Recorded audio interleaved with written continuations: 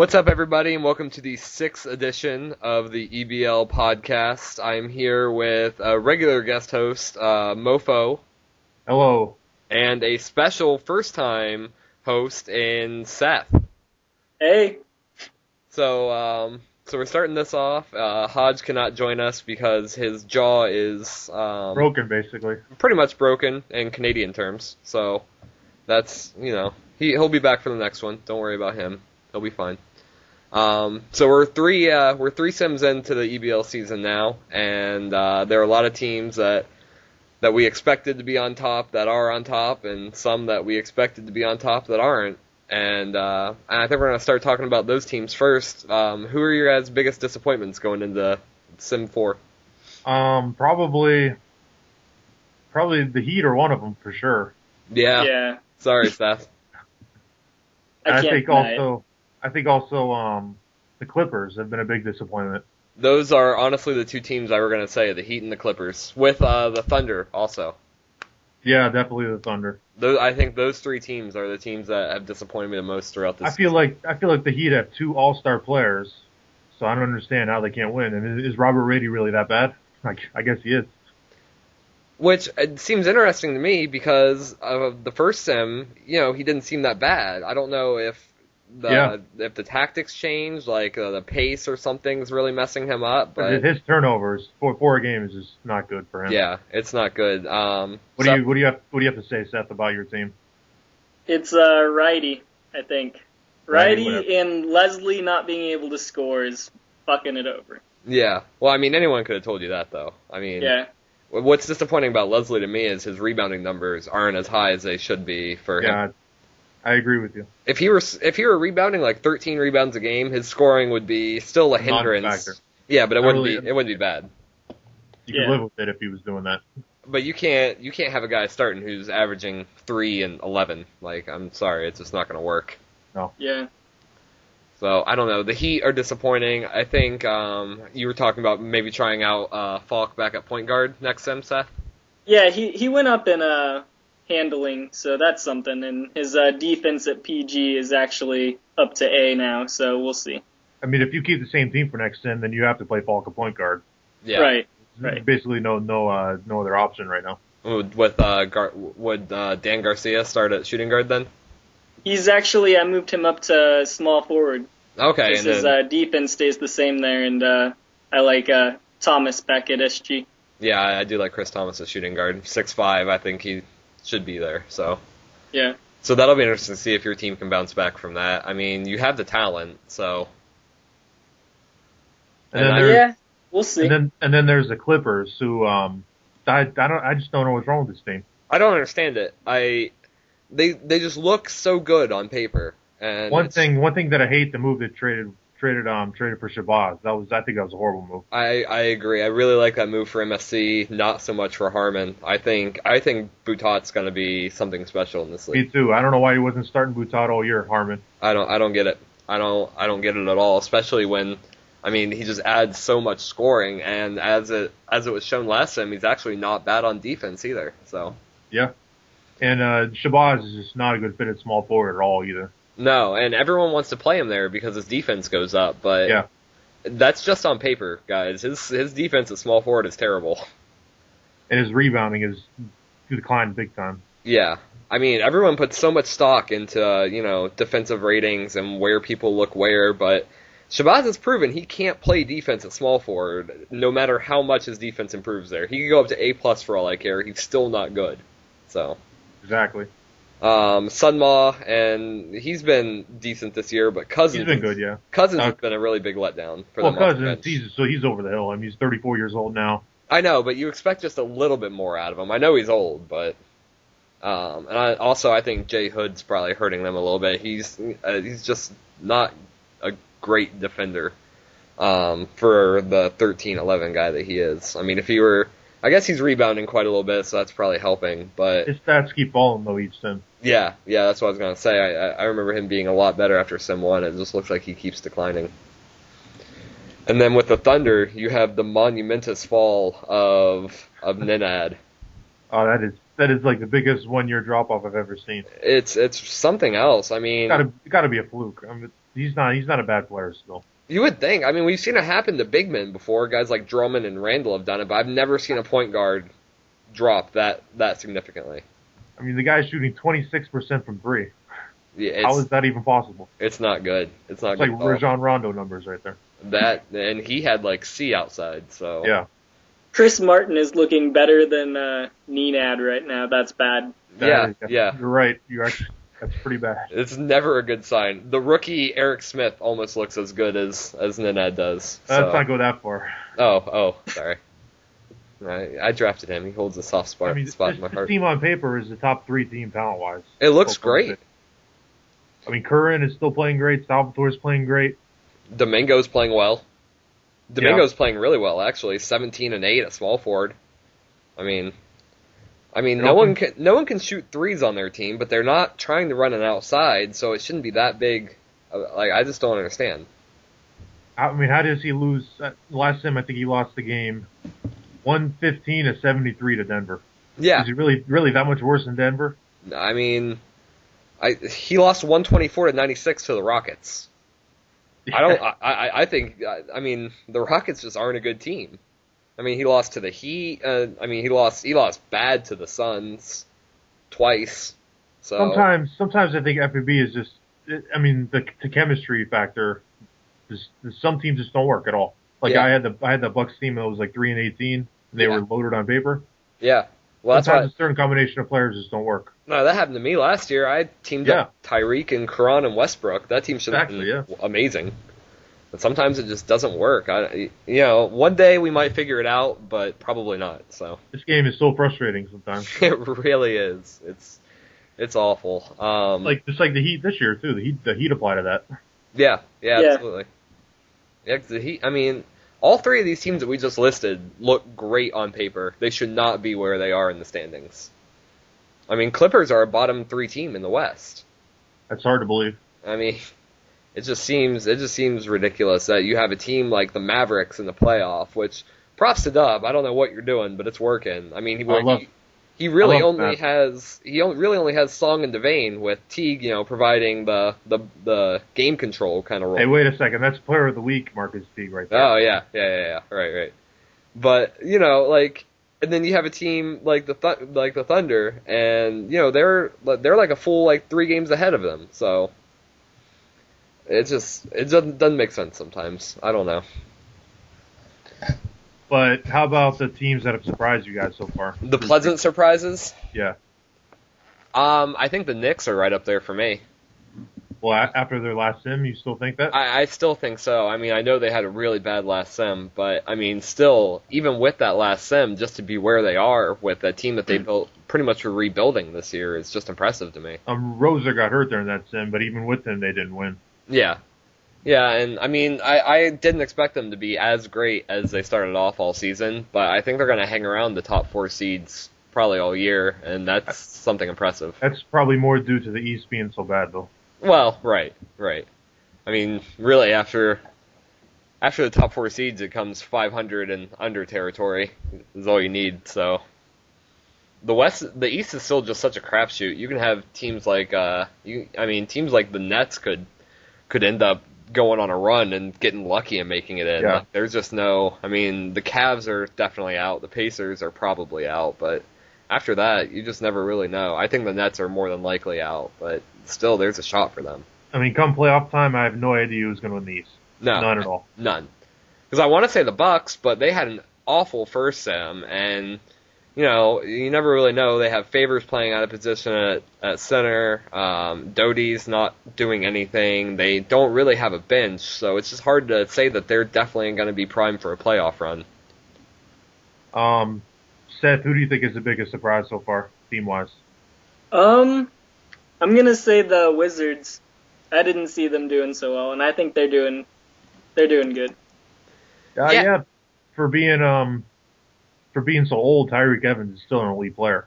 Yeah. Right. Yeah. Yeah, Tyreek looks great right now, and his turnovers are incredibly low for his age. I mean, from the past 3-4 seasons, he's been putting up 2.2, and now he's down to under 2. So I think that helps them a lot. But I think Rakeem Christmas is one of the most underrated players in EBL. I strongly disagree with that, but I know you and I are never going to agree on that. Why don't you like Rakeem Christmas? I've always hated him. He's just such a one-way player, and normally I give props to those guys, but if you go back and you look at most of the box scores, I haven't checked them this year, so I could be wrong for this year at least, but in the past, he gets a lot of blocks, but he's allowed a lot of points. So I'm just not a fan of guys that can only block on defense, is what it comes down to. If you can block and stop your opponent, great. That's the ideal defensive player. But if you can just block and you're still letting by, 28 points on, 50% shooting, then what use are you to me? So it doesn't help. He's only putting up 7 too. Right, but that's what you expect from Christmas. Basically. Right, yeah. He's like a little bit better version of Leslie is what it comes down to. Right. But I actually like Leslie more on defense than I like Christmas, but I would take Christmas if I wanted like an all-around guy. Yeah. This team is starting Christmas, Johnny O'Brien, and Roscoe Allen, and what are they getting, 28 points a game combined, and they're still winning? Yeah, it's impressive to me. Tracy Abrams and Tyreek Evans, they're really just lights out at this point. McKinley Cole, he's doing good off the bench. Pretty good. McKinley Cole's decent off the bench. Not bad. I'm wondering about his future because it just seems like every year he kind of progresses differently. Like last year it looked like he was going to turn into a good point guard. Now it looks like he might turn into a good shooting guard. And I just wonder if he's ever going to turn into something, or if he's just going to be stuck in this kind of hybrid role for his career. Yeah, because his size is so intriguing if he ever was going to be a point guard. Yeah, and he's a decent rebounder, so he could handle small forward just fine. But he went down in handling last year. Right, yeah, absolutely. So it's just one of those things that, as you watch him through each TC, it just seems like your idea of what he's going to be changes. I don't want to go completely off topic here, but I just remember another team that is a huge disappointment, and that's Boston. Oh yeah, Boston. How did we not get to Boston? I forgot about them, but I can't believe they're so bad. I really don't get it, and I don't think Desmond Wells, is he still starting for them, or did he just start one sem? He's still starting. I really don't like him as a starter ever. He's having a good year though. Look at his numbers. He is having a good year, but just no team with Desmond Wells has ever done anything. Even good teams that he's been on. It's a proven, I don't know if it's his handling or if it's his defense or what, but there is something involving him that just makes teams on him worse. But the alternative is James Blackman, and I don't think James Blackman's any good. Well, I agree with that. I'm not saying start Blackman, but I'm just saying I think Wells is a big reason why they're faltering right now. That and Yannico's amazing TC drop and just looking awful right now. Yeah, he's so bad now. It's unbelievable. He looked like a future star 3 or 4 years ago. Now he's barely a fringe player right now. I would have traded probably 2 or 3 lotto firsts to get him just a season or 2 ago, 2 seasons ago probably. And now I kind of saw this coming. I traded him after one season because I didn't like it because he fouled so much, but I just never thought he was going to be much more than he was. Yeah. It was always a red flag to me that he had that A rebounding. It was a solid A, and he couldn't get more than 10.5 a game. Yeah. That's always a big red flag to me. Guys that have the solid A statistics and don't perform up to that always generally means a big TC drop in the next season or two. So I don't know. The Celtics are disappointing. Terrence Jones obviously still looks good. He is what he is. Purvis is turning it over a little too much again. He's very flaky with that. He dropped it down. He dropped it down to 2.8 last year, and now it's back up in the threes. Purvis is still probably the best point guard in the league, but that turnover, he's got to get those turnovers down somehow. And what really hurts is that he's not even hitting 10 assists per game this year. Yeah, that's a killer. If he were averaging 3, but he were hitting 10 assists per game, you could let it slide a little bit. But 9.3 to 3.2 is not a good ratio to have. Josh has got to make some moves, I think, because this team is not going to do anything this year. I think Josh is just either starting to get disinterested or he's just going to coast for the rest of the year. And I just don't know what his long-term plan is. He doesn't really have any picks. He has no expiring contracts. I mean, if he wants to do something, he either needs to try and make a move to win now or try and trade Frazier or Terrence Jones just to get some more pieces. As much as I love Terrence Jones, I think that trade of Birch for Jones has come back to bite him. Yeah. I mean, Birch is just phenomenal. I mean, look how Utah is doing with Birch now, and Birch is one of the most underrated players in my eyes. Even though there are the few that love him, like you and I do, there's some people that still just, oh, he can't score, this and that, but he's just great. Those people are idiots, then. Those people are not winning the West right now. So because Kem Birch is one of the best power forwards in the league. Yeah, absolutely agreed. I mean, you have a guy that constantly puts up 13-plus rebounds a game and always is hovering around the 4 blocks per game, and it's just something special. I mean, if you give me a choice to pick any power forward in the league, I mean, probably go Page first, Favors second, and then Birch third. Yeah. That's how good he is. And Birch just kept getting underrated throughout his whole career. It wasn't until these last, 3 or 4 seasons that people really started to take notice to him, so good for him. Good for Devonta, because that team's looking great right now. I think that's a team with the best chance to beat Denver, for sure. I would agree with that. A lot of people will say the Warriors or the Grizzlies, but, I mean, their whole main thing is offense, and I just see the Nuggets shutting them down completely.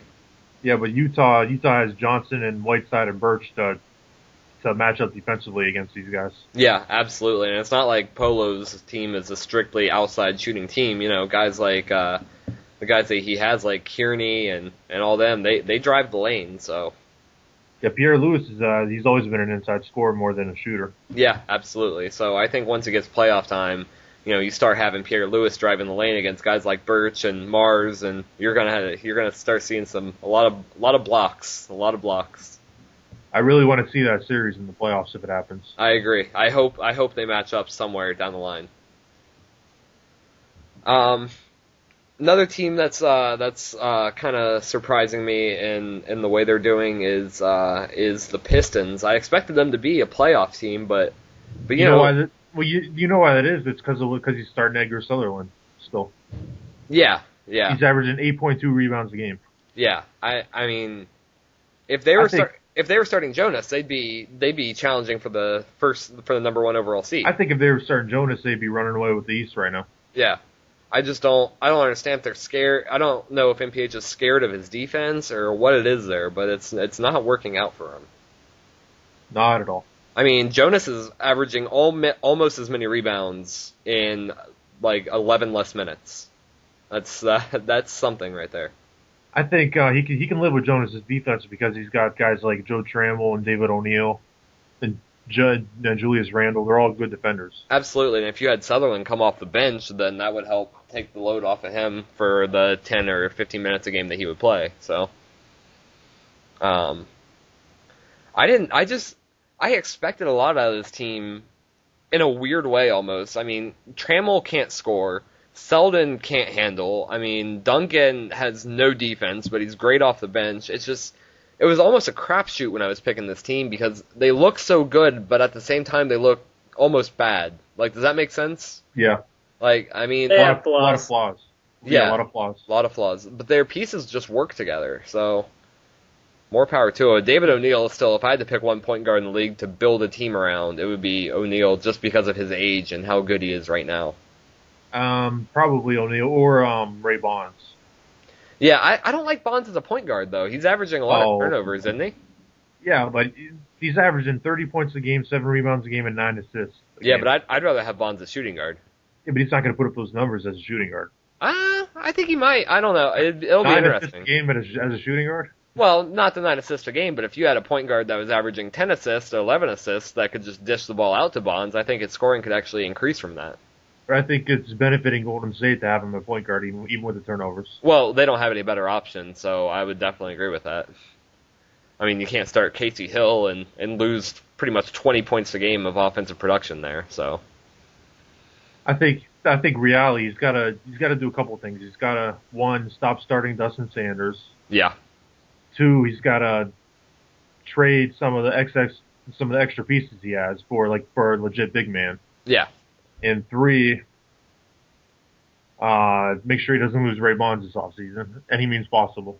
Yeah, that's a good point. I mean, Reality hasn't logged on to the forums since late Sunday night, so his activity's starting to waver a little bit, which is fine during this. He's not, making any moves or anything, but during free agency, if he loses Bonds, that team's almost done. So I can't wait for free agency this year. It's going to be so crazy. It's going to be hectic. There are just so many good names.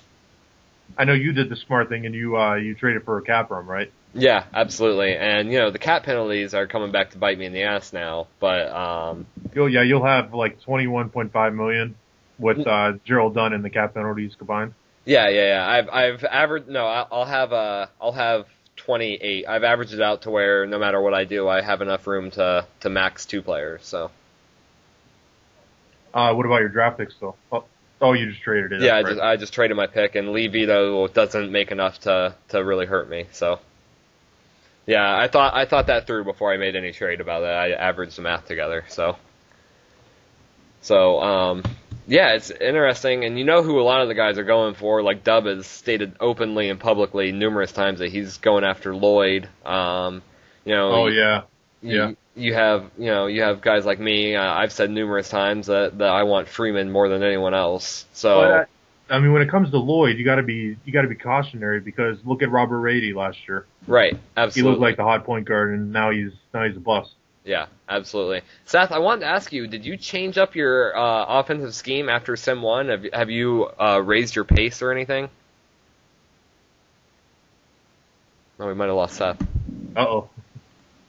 I'll edit that out. I'll actually edit that out this time. It won't be one of those things that they'll go back and be like, "Hey, you guys said you'd edit this out," and then it never happened. I'm tired of hearing that.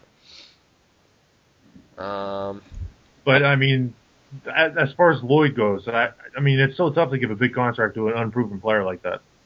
Yeah, absolutely. So risky, but on one hand you have Rady, and on the other hand you have Lyle Devane. I mean, it goes both ways. Yeah, absolutely. And Shannon Scott was another guy like that. So yes. But he was kind of proven. He played great for Denver when he played. Yeah, absolutely. So I mean, yeah, you're right because guys like Reedy and Lloyd, they just haven't played like at all.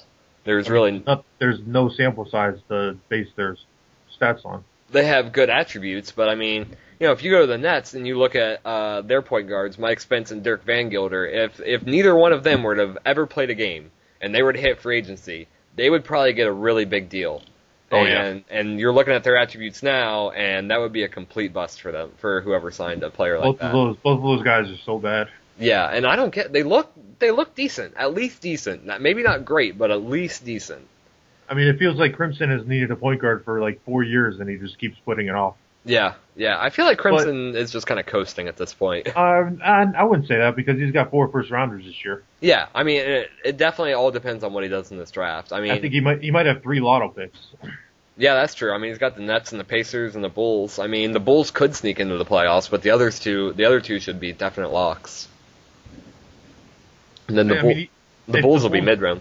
If the Bulls don't make, I mean, right now though, I think the Bulls are like top 8 or 9. So if they don't make the playoffs, their pick is going to be really good still. Yeah, absolutely. And if they don't make the playoffs in the East, they're still going to be a really good pick because most teams in the West are going to be better than even the teams that barely miss the playoffs in the East. So yes. So you have that.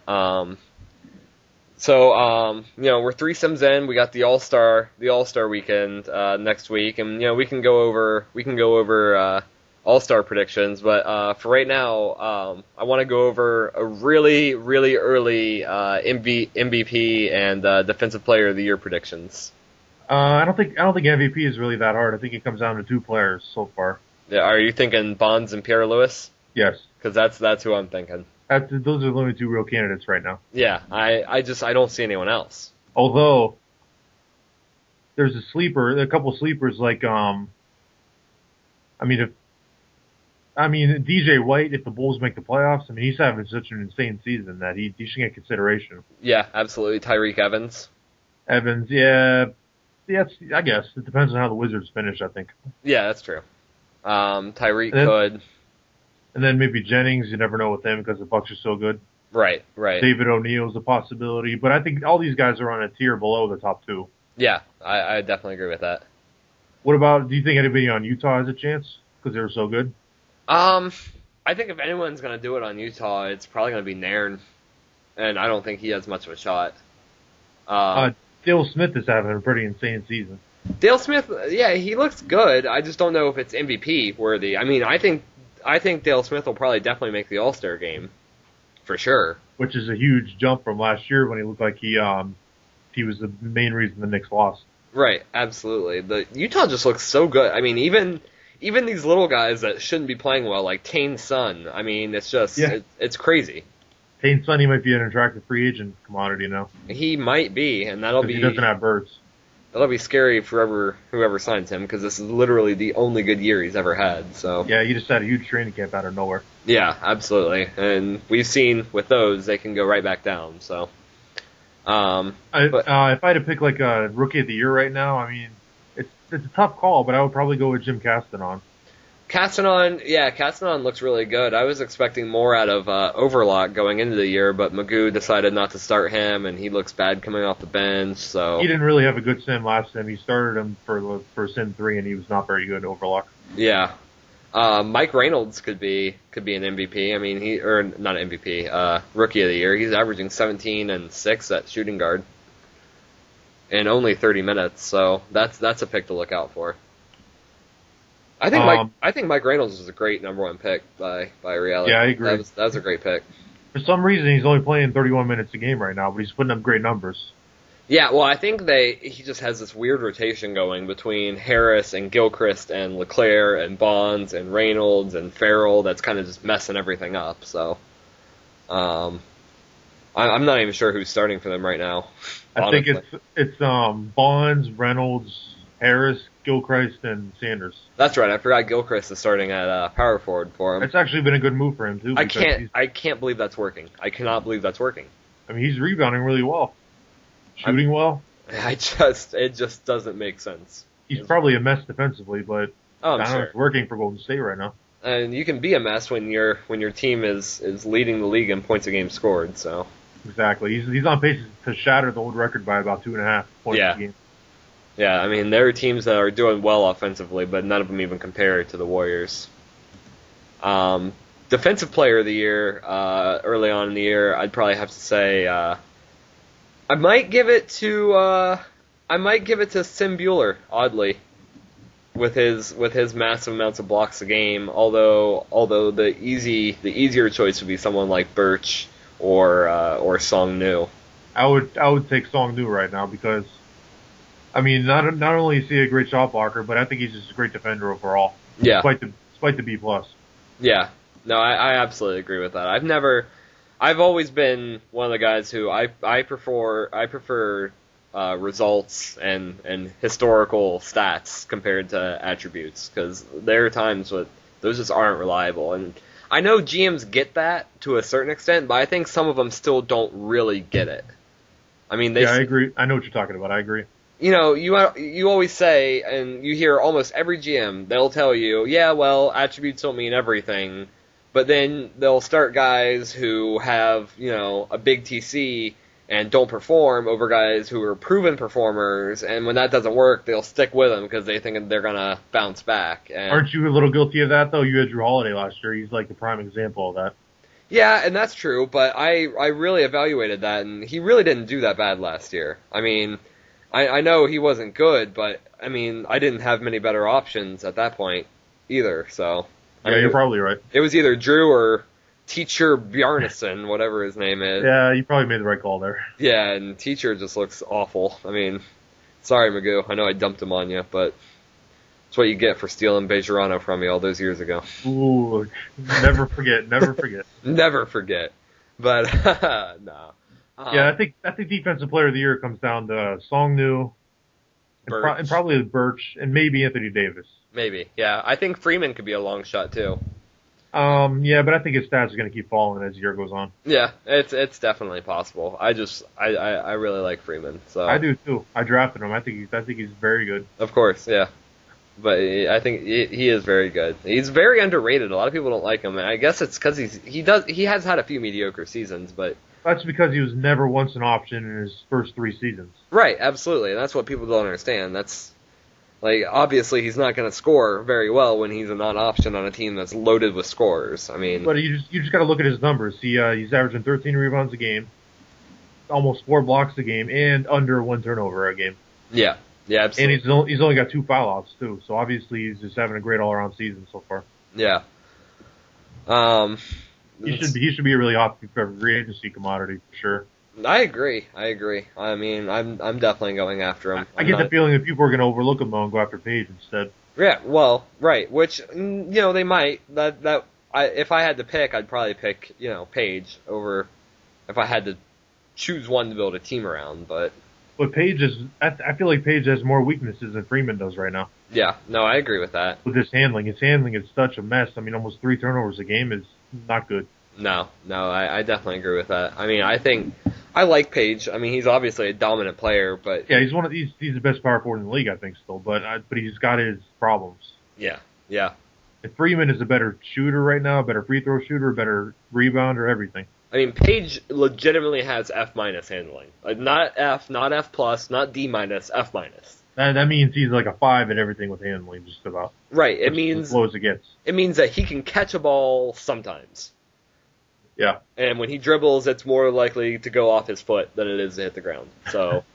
So I mean, it's a big problem. You can't have, I don't care how good someone is, you can't have them having no ball skill abilities whatsoever. And people say, well, he's not a point guard, he doesn't need it, but you do, you know? You do. I agree. So, I don't know. It's something, I didn't always used to look that way. I used to start small forwards at D handling, whatever, but over time I just learned that you're not going to win with bad handling across the board. It's not just your point guards that need to have good handling. So I know that Devontae, he posted an article today about GM of the Year. Who do you think is favorite right now for that? See, and I read that article and I started thinking about that myself, and reality, he was at the top of Devontae's list, but he hasn't done much this season. I mean, he's built that team, other than drafting Reynolds, he's built that team, for a little while, for a season or two now. Honestly, I don't know, because a lot of these guys haven't made the big moves to get there. It's all just been... I think it's a one-man race right now. I think it's all Devonta.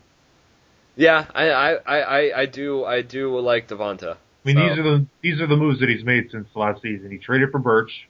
Right. He drafted Pete Harris. Right. He drafted Danny Young. Yep. He traded for Dale Smith. And he traded for Narn. All 5 of those moves are working out.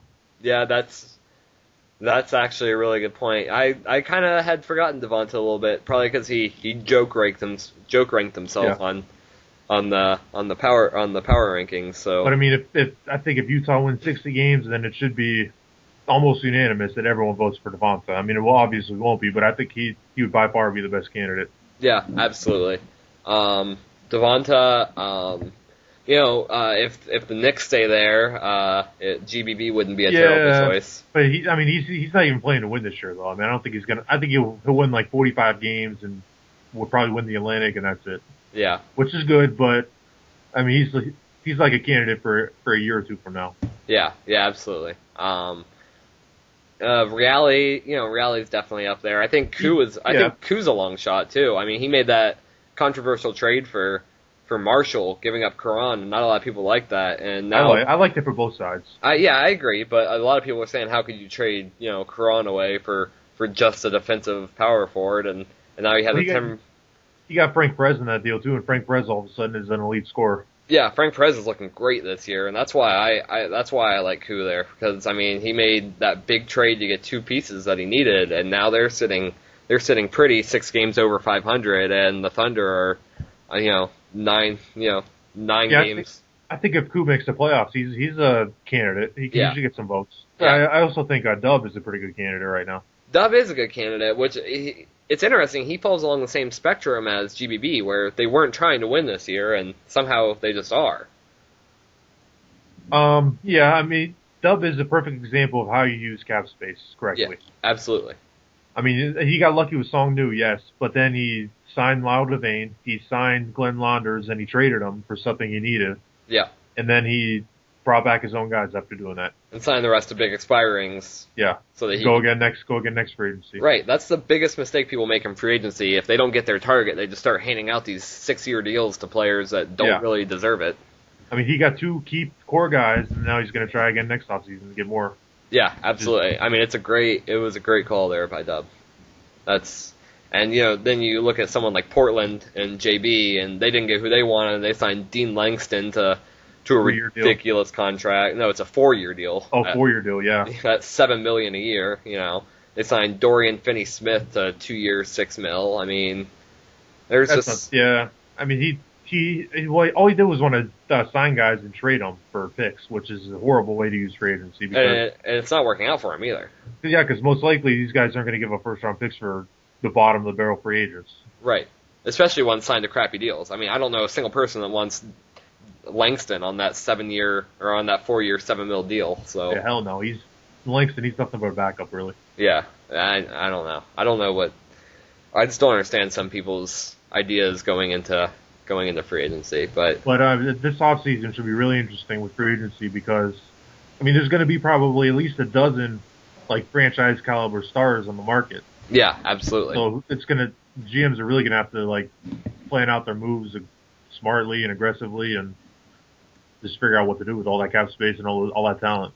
Yeah, and what's interesting is that not a lot of teams have cap space this year. Yeah, I mean, there's still a lot of time left.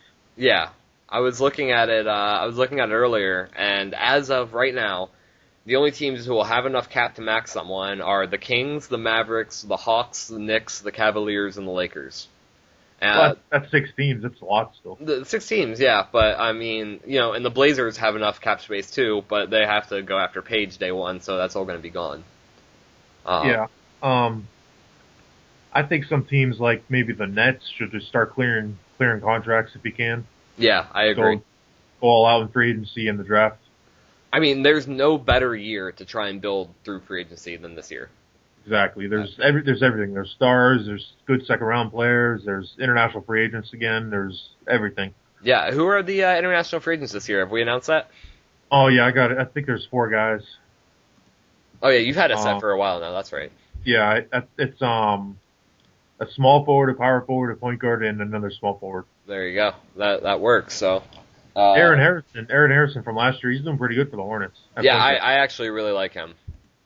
I think he's a good pickup. He's one of the reasons that I think the Hornets are still kind of hanging around. Yeah, the Hornets look like a playoff team for sure at 500, which is pretty bad, but it works. Whatever works, right? That's the East for you. I mean, for a guy with B handling who came in the league as a shooting guard, he's doing well at point guard. So yeah, he had a good training camp. Yeah, 9.5 assists a game, only 2 turnovers. I mean, it's not the best, but it's more than I expected out of him. The Hornets aren't a bad team at all, really. No, they're not. I mean, Eric Bauer. I think Eric Bauer has a lot of future potential. Yeah, and Chris Willis is really developing into a good all-around player. Which is weird because he just looks like one of those stereotypical guys that shouldn't perform well. Yeah, but he's one of the few that is really talented. Gary Bell, I mean, he seems like he scored 20 points in his sleep nowadays. Yeah, his shooting percentages has dropped this year, which worries me a little bit. But yeah, but he's like probably on the decline a little bit because he's 31 now. Yeah, but I mean, But it's not like he's locked into a bad contract or anything. He's expiring at the end of the year.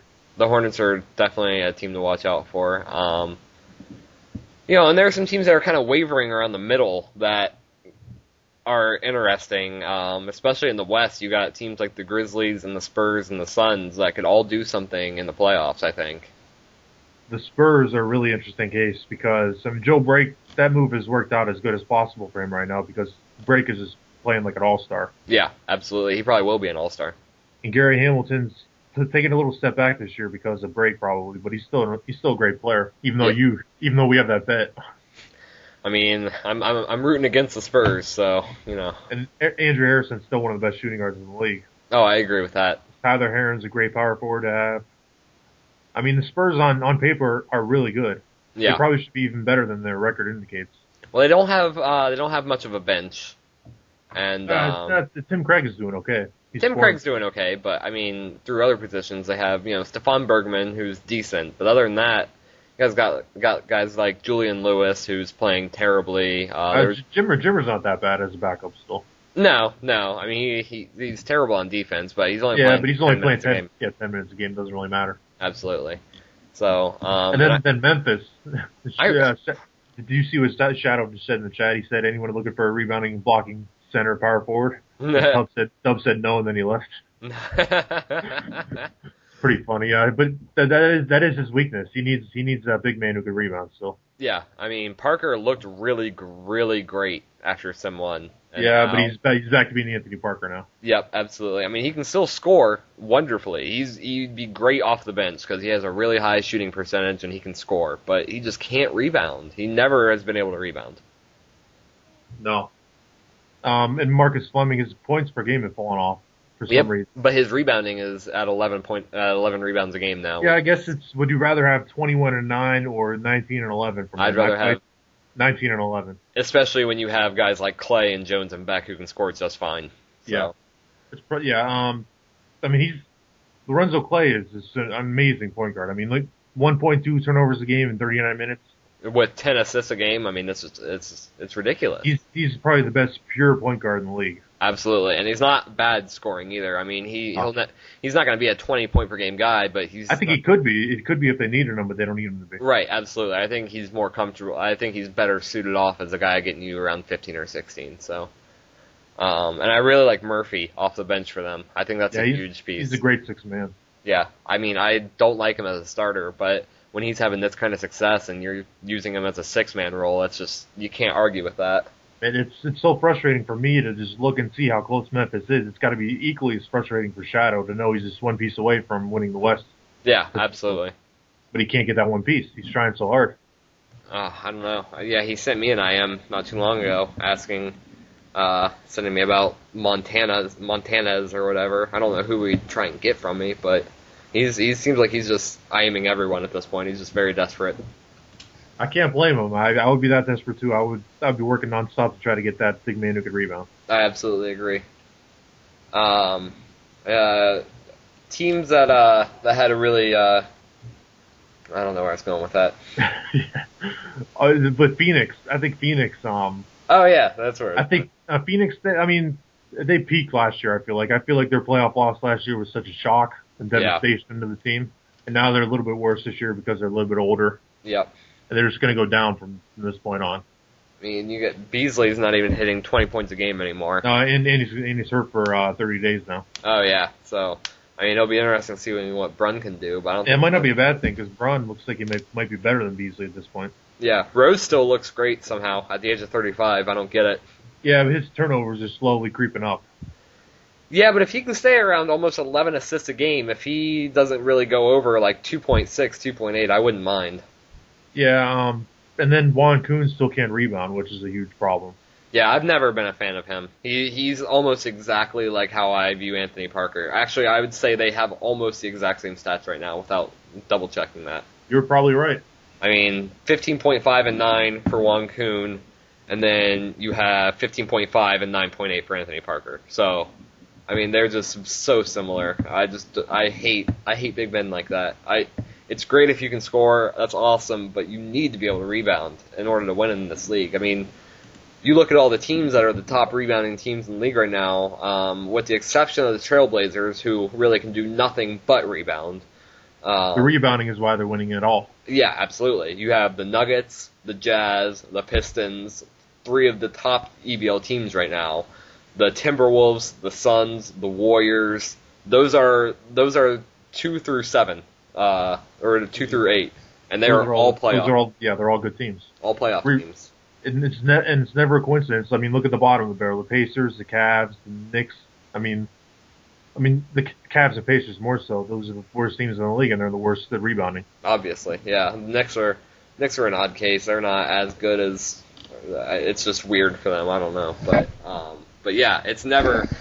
You know, and you have guys like Donor and Seth used to be one who it was just like rebounding. I don't need it, whatever. Donor's still like that, yeah. Yeah, and Donor's constantly not a playoff team, so no coincidence at all. Yeah, I mean, there's just it's such an important thing to have. It's just you can't do anything without it. I don't understand why people don't get that yet. But getting back to Phoenix for a second, as good as Wayne Blackshear is, and I think he's really good. He's probably the best shooting guard in the league. Do you think he really has a reputation right now for not being a playoff performer and a winner? I would absolutely give him that. I mean, he's 31. He's been in this league for 12 years. He's been an all-star and an absolute superstar pretty much. Actually, no, every year he's been in the league. Even his rookie season, he averaged 18-8. I mean, he has been great every single year he's been in this league. He has been on some really good teams, whether it was Phoenix, the Rockets, the Grizzlies. He's been on some great teams, and he has never won. Never. That's just so frustrating because he's so good, but he just can't win. I mean, he was on Doug teams, he was on Shadow teams, he was on Magus, he was on Jerry teams, all these guys, and he just can't win. All great GMs too. All GMs that can really build around the guy. Yeah. And so at some point you just got to look at him and go, oh, he's not a winner. I mean, they had a first round exit last year, didn't they? Yeah, to the Warriors. Yeah, and that should not have happened. Not at all. I mean, at some point you just got to look at Blackshear and just call him the next Dwayne Wade. I mean, that's what he is. I mean, this game. I see it every postseason. This game, some players always up their game in the playoffs, and some players always get worse in the playoffs. Yeah. I think Blackshear, he's just one of those guys. Every year he gets worse in the playoffs. And Durant was one of those guys for a long time. I remember. Yeah. I remember one playoff series. It was me versus Baldwin, and he was the clear favorite to win it. And then there was 2 games where Durant put up 2 points in one game and 8 in another. I mean, and he's a constant 30-point per game guy until his career went down. So all you got to do is look at all those Denver, Oklahoma City series when you played against Carmelo Anthony and Melo just dominated them. Yeah, Melo just stomped him. I mean, it wasn't even close. So there's definitely, I don't care what anyone says, there might not be a specific hidden attribute, but there's something in the coding of the game that makes it so that some players perform and some players don't. For sure. Pierre Lewis was, before he was owning in the regular season, he was owning in the playoffs. So, I mean, he showed signs of it. Yeah, every year. So it's all right, but now with the All-Star weekend coming up on Sunday, we got some predictions for you guys. Indeed. Who's going to make the team. Indeed we do, and it's tough this year. There are a lot of players that are really close to each other. Let's start elsewhere though. Let's start with the 3-point shootout. Who do you think is a candidate to win this year? Oh, this is always fun because it's always a crapshoot.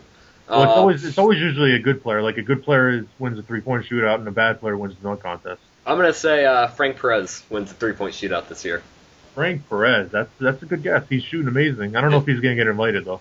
Well, I mean, he should be. He's in the top 10 for 3-point percentage, and yeah, but they don't go by that. I think the game goes by the highest in 3-point shooting, or 3-point shooting category, really whatever. I don't know. Who knows? If Perez makes it, he'll win. I think this year that the 3-time champion Michael Carter Williams will be the champion again. No.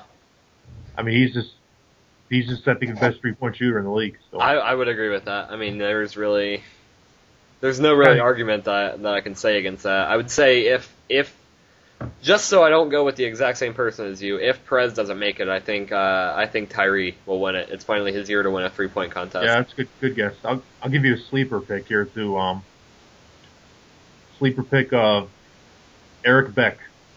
Ah, okay. Who am I gonna go with? I'll go with for my sleeper. I'll say Chris Willis, Hornets. That's not bad. I think he actually has a lot of 3-point ability, more so than jump shot that makes his A- outside. So I think he's already made more threes last year. He's already made more threes than he had all last year. So yeah. I think he'll probably be invited. I think he might be a long shot, but Perez. And then there's the dunk contest. Which I mean, I'm just gonna pick a random player. So it's the guy with the good inside rating, basically. Yeah, who am I gonna go with? I had one earlier today. Who was that? The guy that I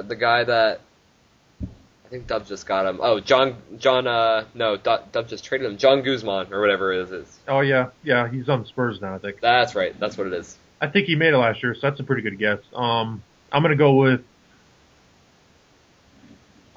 with a repeat champion of James Alsosor or whatever his name is. Oh, Alcor, whatever. Alacor, something. Yeah, who knows? Yeah, that's not bad. Yeah, I mean, really, with that, no one really cares. It's just it's just throwing a name out, picking a name out of a hat, basically, with the dunk contest. Pretty much.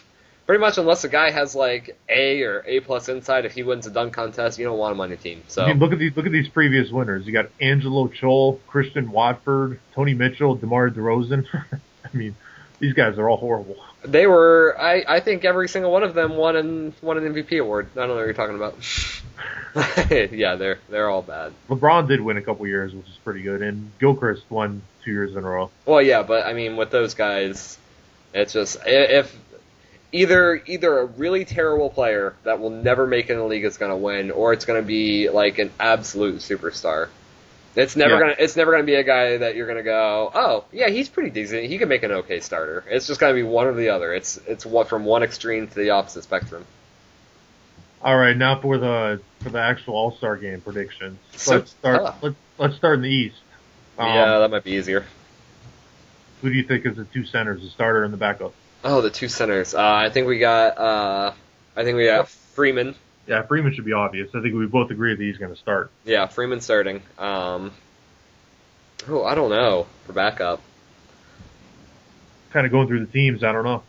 Yeah, it might be Raheem Christmas. No, of course, Omar Thomas. How did neither one of us come up with Omar Thomas? I don't know. That was a complete lapse of. I still say I think Freeman will start ahead of Omar Thomas though. I agree. I put Freeman as a starter and Omar Thomas as a backup. Those are two locks. Nobody else has a chance, unless there's an injury. Yeah, absolutely. If one of those two gets injured, I could see someone like Christmas sneaking in, I guess. Maybe. Well, Favors is actually listed as a center right now, so he might actually have a shot. Oh, yeah, that. But I don't think he'll make it because his numbers are down. He's got lower points per game than Yeah, that's true. You're right. Thomas. Yeah, he's averaging 20-11 right now. I mean, Freeman's at 13 points a game or 13 rebounds a game and 4 blocks, which is key. Yeah, and Omar Thomas is just a little bit better than him at both points. Yeah, I don't think Favors really has much of a shot. Yeah, if he has a big sim 4, it could happen, but he fouls so much at center that it really is not going to help him. Yeah, I agree. All right, power forwards. Power forwards. Let's see. I would probably say the starter is Anthony Davis making his return to the East. Yeah, I'd go with Anthony Davis also. He's leading the league in rebounding. He's averaging 3.5 blocks a game. I mean, he's quietly having one of the best seasons of his career. Yeah, he looks pretty good. Yeah, he's really doing well. You're right. I don't know who else we have power forward. Maybe I was gonna say Perry Jones, but he's listed as a center right now. Right. No one on the Nets. Maybe Julius Randle, but I don't think so. Randle is a long shot, I think. But power forward really sucks in the East. Wow, yeah, it really does. Someone needs to just trade for a dominant power forward to make him your number one option. I don't even see a second choice right here. I don't.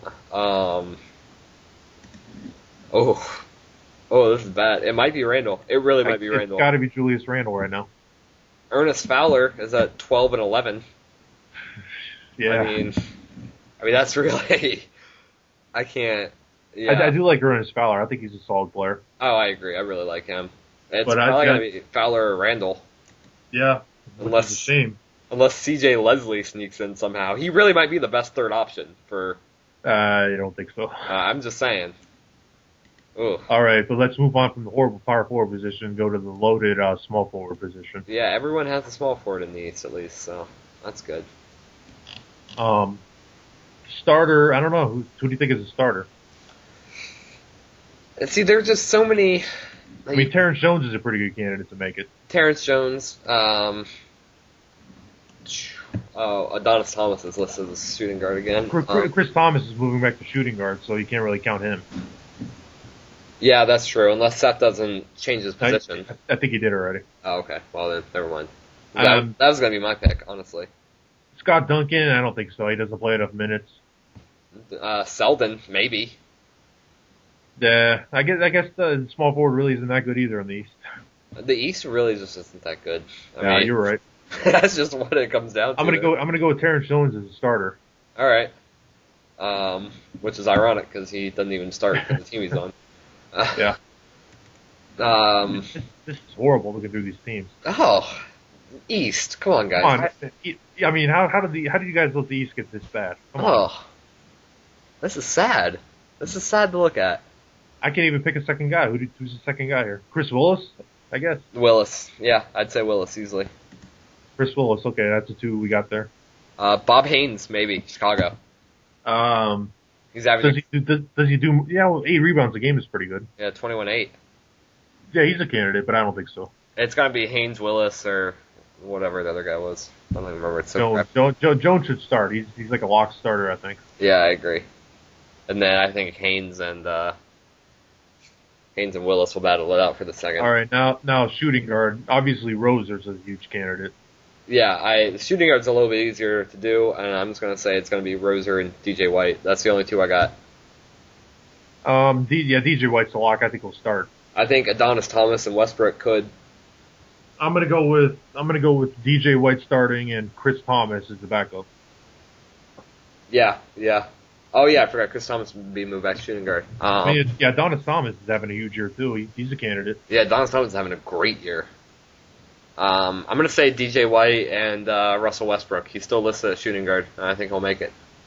Yeah, it's kind of an error by WC not moving him or anything. But yeah. Chris Thomas is a lock every year to make the All-Star team, though, and he's having a typical great season. It's tough to pick against him. I just think with the assists that Westbrook's getting at shooting guard, technically, is gonna be enough to put him in. I think it's possible DJ White could miss the game as a 30-point per game scorer then. Yeah, that'll be interesting. I'm sticking to DJ White and Russell Westbrook, but I will say it wouldn't surprise me at all if Chris Thomas made it in. Yeah, I'll go with White and Thomas. Okay. But now as for point guards, obviously David O'Neal's up there. Yeah, O'Neal and Tyreek Evans. Tyreek Evans and Jennings are the three that I like. Rodney Purvis too. And Larry Austin. And Ross Falk if he's going to be a point guard. Yeah. Oh, there's a lot. Man, you guys are just so loaded in the East at shooting guard and point guard, and you have no one else. Way to go. Yeah, it's weird. I'm gonna go with starting will be probably David O'Neal. Oh, and Shannon Scott too. Yeah, but I don't think he'll make it though. Even though he's having a huge year. Yeah. 26 and 9.5. I don't know. I'm gonna go with David O'Neal and Rodney Purvis.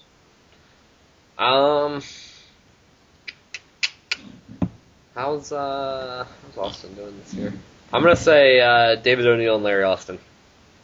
Yeah, I almost went with Austin, but I don't know, something stopped me from picking him. I don't know. I just like him. He's having a big year. I mean, probably because he's the only guy on that team. But really, the East should be like nothing but shooting guards and point guards. At this point, really, that's what it is. Just make the whole All-Star team that nothing but guards. I think that would be fun. Now we got the West, which is actually has some talent in it. Oh, it's competitive. Weird. Who do you have at center? Obviously, like Marcellus Johnson's a good candidate. Sal's a good candidate. Songnu, yeah, he's got to be a lock starter. Yeah, he's starting. Songnu is the only person I can see starting right now. I'm gonna say, I'm gonna say Salvatore Perazzi. I'm gonna say he's the backup. That's a pretty easy guess. I think I can't see anybody better. Mars is good, but he's having a little bit down year.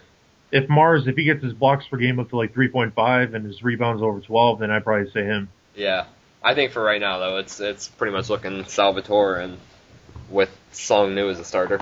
Yeah, for sure. And then power forward, I mean, Kim Birch, Knowles as a power forward. I think Birch is a pretty safe bet. And Marshall, Bond, Page, Fleming. Yeah, they're loaded. Marshall usually makes it, but I don't know if he will. Yeah, he normally makes it, but Knowles is normally listed as a center. Page is having a great year. I'm gonna go with Kim Birch starting, and I'll give it to Marshall. Marshall as a backup. Yeah. I'll switch it. I'll say because Marshall is averaging 3.9 blocks a game still. I'm going to say Marshall is a starter, Birch is a backup. I like the same two. I'm just going to flip the order. I think those are the two clear cut. I mean, a good sleeper one is Nerlens Knowles. Yeah, absolutely. Look out for him. 13 rebounds a game, 3.8 blocks a game. And Page, of course, too. You can't sleep on Page, but he's listed as a center, I think. No, he's a power forward. Oh yeah, you're right. Yeah, but I mean, he's having a big year, yes, but I don't know. Yeah, I don't know. It'll be interesting. It wouldn't surprise me if Page made it at all. Power forward's a pretty loaded position in the West. Yeah, it really is. I'll still take Marshall and Birch. Yeah, I agree with that. And so small forward, Karan easily, I say, was the lock for starter. Most likely, yeah. I mean, he's not on the Thunder aren't the best team, but Karan is just killing it right now. So Joe Brake's having an all-star season. Joe Brake, absolutely. Virgil, of course, is always going to be listed there because of how much he does across the board. Steve Harris could be a long shot candidate. Yeah, I don't see that happening. He doesn't do enough elsewhere. Yeah, that's true. Gilchrist, maybe, with all the rebounds he gets. That's possible. It wouldn't. I'm gonna go with Curran starting and Joe Brake as a backup. I think Joe Brake, his assists per game, his rebounding, everything is just really good this year. Yeah, I'm gonna say Karan starts, and then I'm gonna say the guy that he was traded for, Frank Perez, is backup. It wouldn't surprise me at all to see Wiggins make it either. He's got a ton of assists a game because he moved to sixth man. Oh, of course, yeah. No, Wiggins is always. We picked Terrence Jones, so starter in the East. I wanted to kind of go away from the super six man. But I mean, Wiggins, his point per game fell huge from Sim 2 to 3 in the sixth man role, so that's something to keep an eye on. Yeah, absolutely. The Nuggets still look great, but they don't look as unbeatable as they did, this time last year. I don't know. They still look pretty unbeatable to me. Well, I mean, yeah, but not quite as. There's no real decline for Polo. It's just, are they unbeatable or completely unbeatable or kind of unbeatable? So yeah, let's not talk about Polo anymore because there's really nothing left to say about him. That's true, and we don't want you kissing more ass as well. Yeah, exactly. Yeah, I love Polo or something apparently. I said that you're just trying to get free dental health care for when he makes it. I missed that. That's funny. All right, but a shooting guard. Let's just eliminate one off the top of the head because Pierre Lewis is starting an All-Star game. I don't think there's a question. It's Pierre Lewis and it's Ray Bonds next. Just move on. Yeah, if Bonds is gonna be a shooting guard, then those are the two best West players right now. Yeah, I mean Tyree maybe. Michael Carter Williams. If Bonds gets moved to point guard, then who do you think could make it? If Tyree's a good candidate. If Bonds gets moved, I'll say Nairn. Yeah. Utah will get rewarded because the game usually does pick more players from good teams. Yeah. It wouldn't surprise me if Bonds does get moved to see Tyree or MCW or Nairn to make it. Wayne Blackshear too. Blackshear, yeah. Blackshear, yeah. It's just Nairn and Carter Williams they're just tearing it up this year. They're both. I mean, Nairn's at 28 points a game. Carter Williams at 29. Tyree's at 29.5. Nairn is really having an amazing all-around season. Yeah, absolutely. I think Nairn. This is better than his MVP season, I'd say. Yeah, absolutely. I think the move to shooting guard, I really questioned it because someone tried it. It didn't work. Didn't work at all. I think RDT tried it and he was horrible there. Yeah, I don't know. Jazz just must have a better supporting cast or something that's making it work. All right, but we're both set on Pierre Lewis and Ray Bonds. If Bonds stays a shooting guard, there's no other option. All right, then a point guard, who do you have? I got Van Stepp starting. I love him this year. Yeah, because his turnovers are down.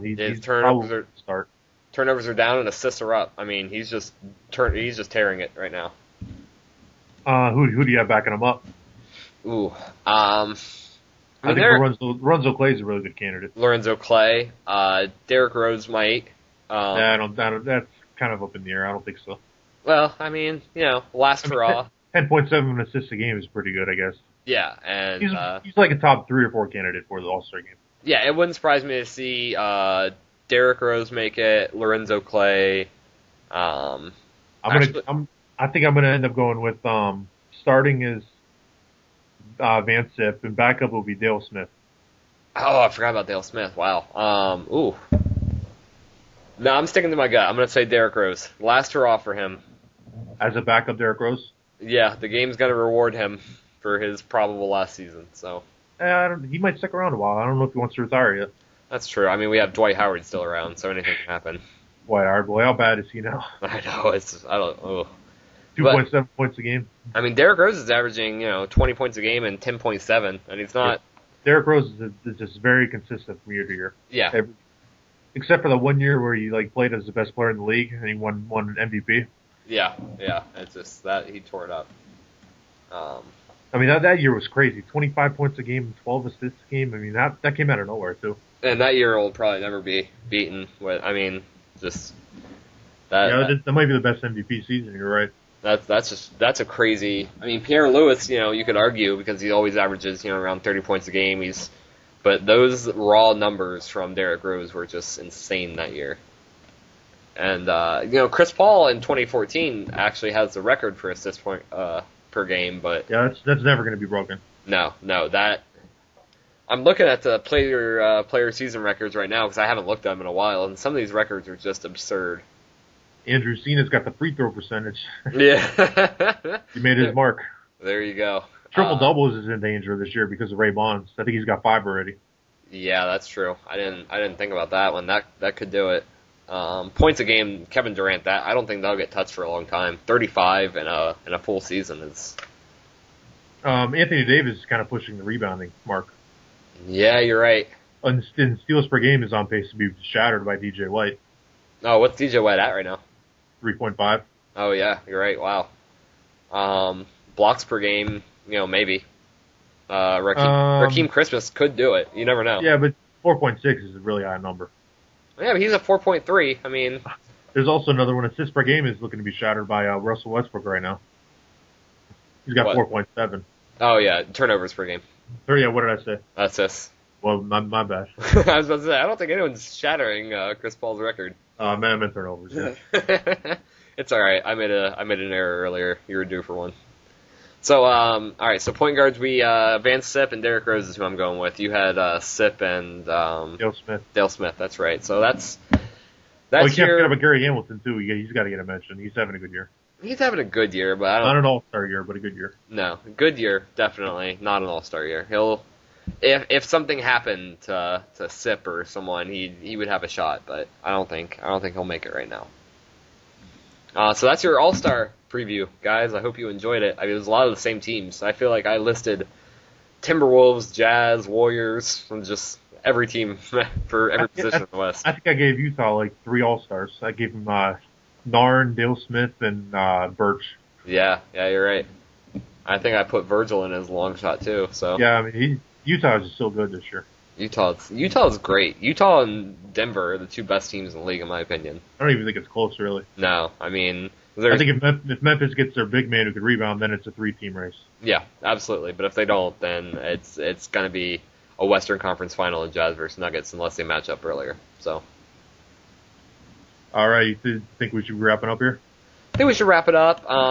In the future, I mean, we've pretty much had the exact same format for all 6 shows that we've done. I'd like to change it up a little bit next podcast, maybe get some fan questions answered, kind of like what Polo's doing now in the written article, but do it through audio. Maybe, we tried to get Seth on for this podcast and it didn't work.